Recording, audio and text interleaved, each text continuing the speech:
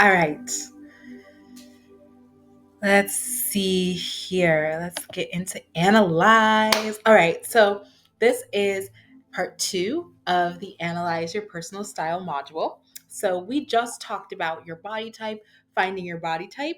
Hopefully, you've gotten the chance to check out the body type guide for you and got your complimentary download. Now we're going to talk about the next part of physicality, which is your coloring. Coloring is kind of a science. This is where the science part of the art of style comes in.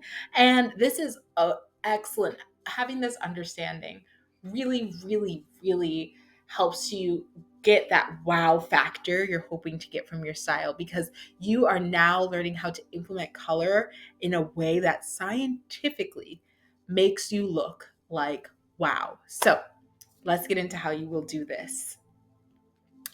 I'm sure if you've been on Pinterest or TikTok long enough, you've seen something about color analysis. Color analysis is looking at somebody's skin, eyes, and hair, eye color, sorry, and hair, and determining what season category they fall into. Of course, there are four seasons: spring, summer, autumn, and winter. Spring and autumn are the the warm seasons in color analysis, and summer and winter are cool. Each one of these seasons can be broken down even further into three categories. These categories are based off of which qualities and aspects are the most dominant out of all three possible aspects. So let's get into like what this means really. The three aspects are undertone, chroma, and value, which you'll see on the screen here. I keep pointing the wrong way on the screen here. First things first, let's talk about undertone. You've probably heard of this. This you can either have a warm undertone or a cool undertone. This is like, does gold look better on you or does silver look better on you? If you're warm, gold tends to look better. It's not the only thing that will look good, but it tends to look better. And silver tends to look better for cool tones. I personally am a warm tone woman. As you can see, I have my gold here. I personally stick to gold, but that is simply because of the season that I am in. It just works the best for me, and I just like how it looks. A way to figure out your undertone is not necessarily paying attention to your overtone, your skin color, like I am a black woman, medium toned, but it's much more about looking at what your the undertone of your skin is. Think of it like if when you're making a mirror, you have the metal in the back and then the glass that goes over it. The glass that goes over it, you can think of that as your skin color, whereas that metal that goes in the back is like the undertone. And that is the reflection. When the light hits you, you actually see the reflection. So if you're warm, you tend to be on the more yellow, warmer, yellowish side, and cool tends to be on the bluer, sometimes pinker side. No one is yellow and no one is blue, but it just helps you to understand that there's like a little drop of it in your skin, which is what makes you shine in a specific way, either in a more golden way or a more silvery way. The next aspect is chroma. So this is your contrast. You can have a very soft chroma, which means the contrast between your skin, your eyes, and your hair is very subtle. There's not that much contrast. Or it could be bright, where you have very, very high contrast difference between your skin, hair, and eyes. Or you could be somewhere in the middle. So I look at myself, and my skin and my hair do have contrast. Now, they're not at the same contrast it would be if, say, my skin was a lighter, maybe porcelain type of skin tone. That would be an extreme, high, bright contrast. But it's not soft either. My skin and my hair are significantly different colors. So I fall in between the medium and the bright side of the chroma spectrum, of that contrast spectrum. Now, the last aspect is value. Value is light to dark. Mind you, chroma and value are both on spectrums. So There's no this or that. You're just you land somewhere on this spectrum. For me, my value can go towards the darker side, but it's still comparatively medium to light. Now, here are some things that can have some effects on your undertone, chroma, and value. Well, first things to know, your undertone is not going to change. Your undertone is either warm or cool, no matter what time of year it is, no matter how old you are. Your undertone is your undertone. Your chroma or your contrast can be somewhat affected by like getting a suntan and things like that, but it won't change too much because, mind you, again, this is kind of comparative. And the shades, all the shades of humanity, when I get a suntan, I don't shift that much compared to all the shades that a human being could possibly be. I might like move like a tinge, like a little half inch on the spectrum, but barely at all. However, you are going to visibly see the difference.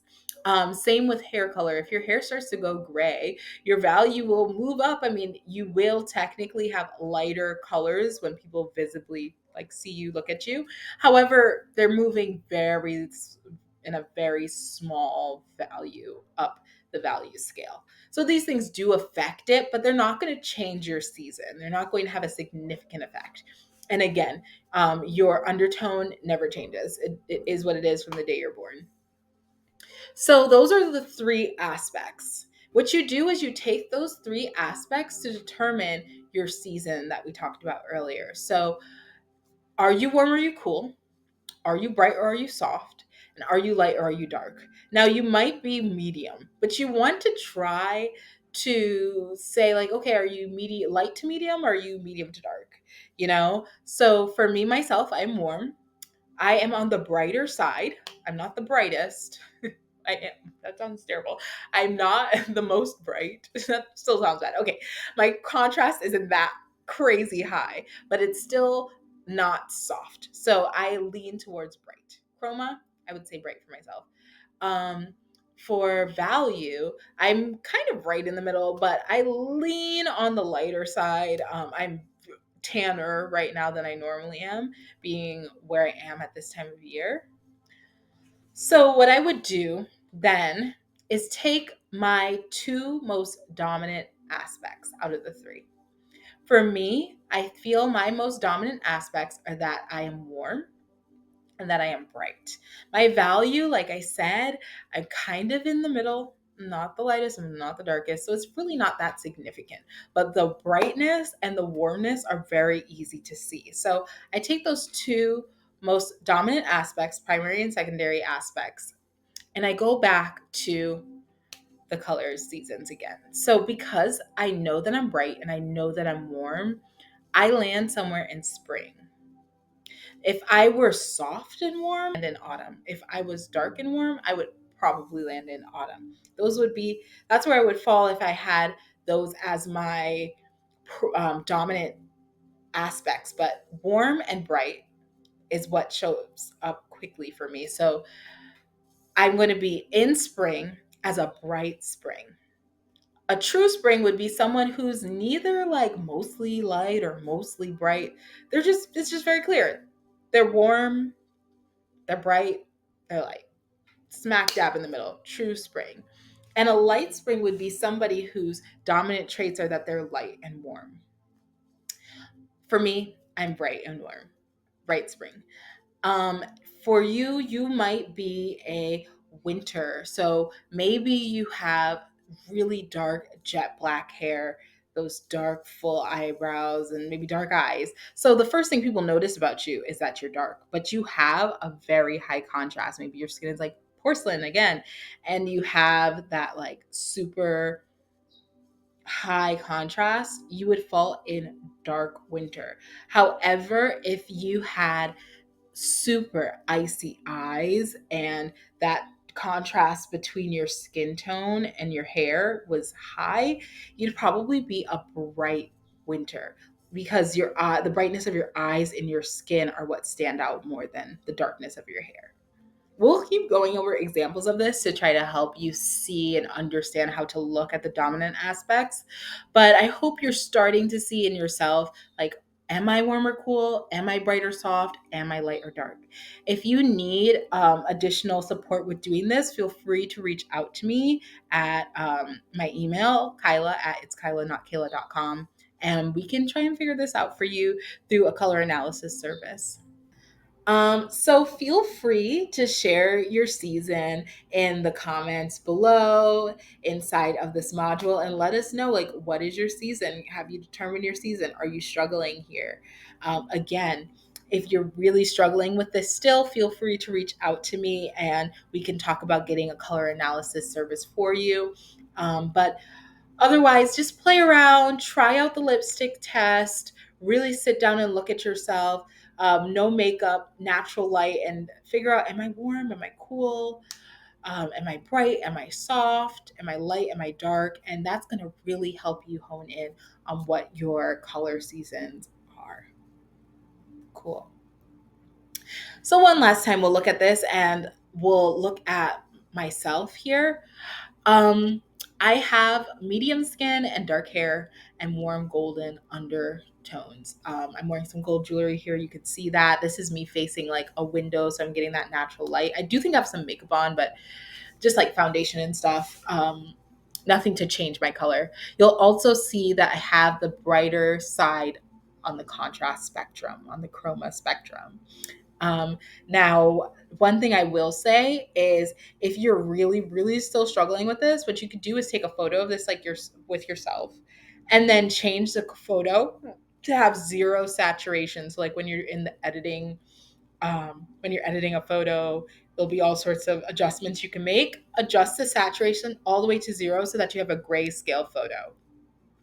I suggest doing that over putting a grayscale filter because sometimes different tools will make their filters have like a little tinge of one color or another color. Whereas if you just take away the saturation, you'll get true grayscale.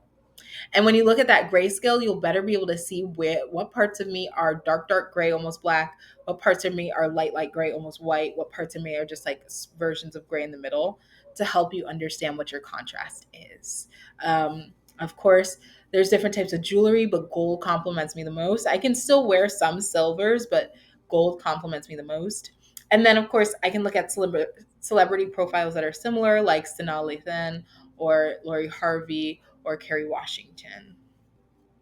I hope you were able to, um, you know, really pin down what your color type is.